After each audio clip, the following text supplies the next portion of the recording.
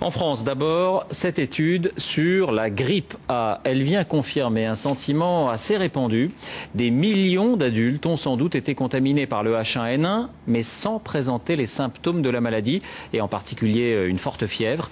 Le test a été mené à Marseille auprès de 2000 femmes enceintes. Explication Jean-Daniel Flézac et Benoît Jourdan. La grippe A touche beaucoup de monde, mais se montre peu.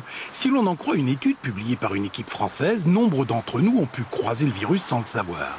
Les auteurs ont recherché la trace de ce virus dans le sang de 2000 femmes enceintes. 10,6% de ces femmes présentaient des marqueurs contre le H1N1. À partir de ces données, on a ainsi extrapolé le nombre de personnes, femmes et hommes, âgés de 20 à 39 ans, qui auraient eu la grippe dans la première semaine de décembre. 1 712 000 personnes environ, 5 fois plus que ce que les médecins ont vu réellement aux consultations. Pourquoi un tel écart? La grippe, c'est une température supérieure à 39 degrés, de la toux, des douleurs musculaires. Mais on peut aussi avoir la grippe avec peu ou pas de symptômes du tout. Juste le nez qui coule, par exemple. L'hiver, 30 à 40% des cas de grippe saisonnière se présentent ainsi. Avec la grippe A, on pourrait être entre 50 et 80%.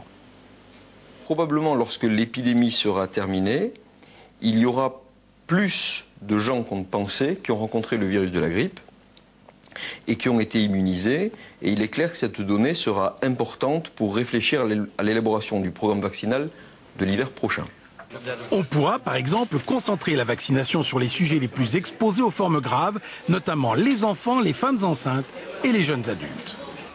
Et à noter que la directrice de l'OMS, l'Organisation mondiale de la santé, donc en première ligne face à la pandémie, a reconnu aujourd'hui qu'elle n'était pas vaccinée. Le docteur Margaret Chan, c'est son nom, a précisé qu'elle avait l'intention de le faire, mais qu'elle rentrait tout juste de vacances.